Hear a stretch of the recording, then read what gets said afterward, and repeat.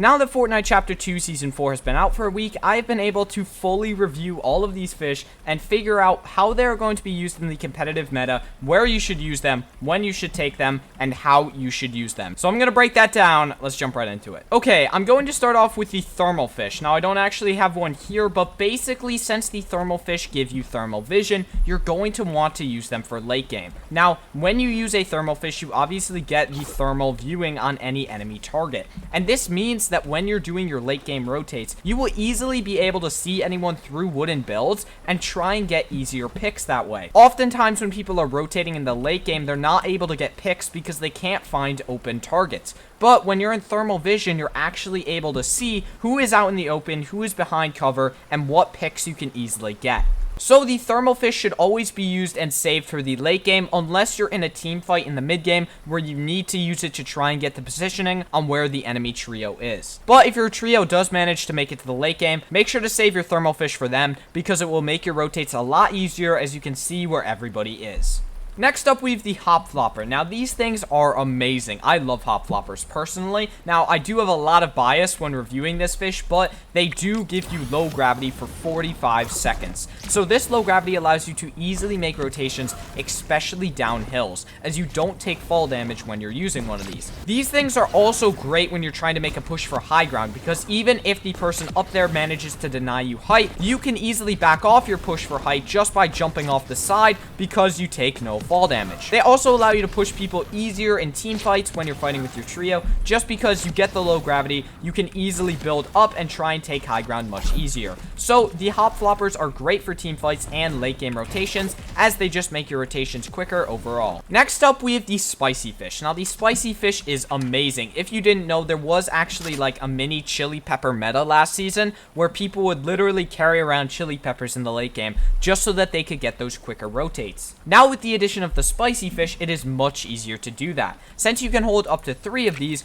you can always have one going. And with their duration being 45 seconds, you can easily get rotations across the map, and you can actually make your rotates way easier with these and reduce your chances of being 100 to 0'd by someone that just lasers you on your rotate. So these will make your rotations much easier, just like the hop flopper and the thermal fish. But instead of being like the thermal fish where these will help you get kills, these will help you actually stay away from fights or better engage you if you really want to.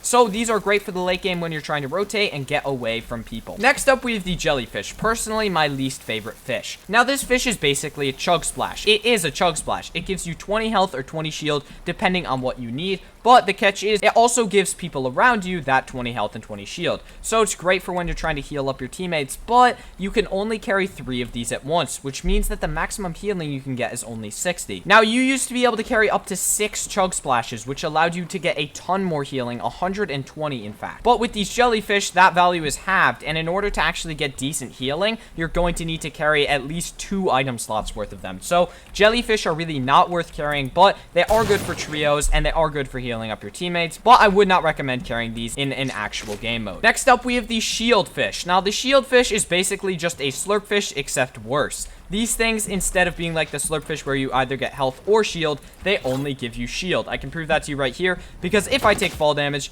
and I eat a shield fish, it will actually only give me shield. They give you a base value of 50 shield, just like the slurp fish, so they're basically just weaker slurp fish. If you can't find slurp fish, take the shield fish, but they're not as good as the slurp fish. Now we're moving on to the final 2 OG fish. I don't even know if I need to review these guys, but the slurp fish gives you 50 health or 50 shield, or a combination of both, depending on what your health currently needs. For example, right now I am 60 health off of the cap, so when I eat this fish, I will go to 190, and I'll have 90 shield and 100 health, as you can see right there. These fish are amazing because they're like floppers, except they can also give you shield, but you can only carry 3 of these at a time, and are more rare than floppers. So these are great if you can find them, but since they're purple rarity and you can only carry 3, you're rarely ever going to find 3 of these. Finally, we have the good old flopper. Now, the flopper is amazing because it has a 2-second consume time, and you are able to get 50 health off of it. Now, this allows you to make really good storm plays where you can sit out in the storm for a few seconds, wait there, and then once you're ready to go for that high ground, you will have enough health off of your floppers to easily come up behind the current people on height and kill them all.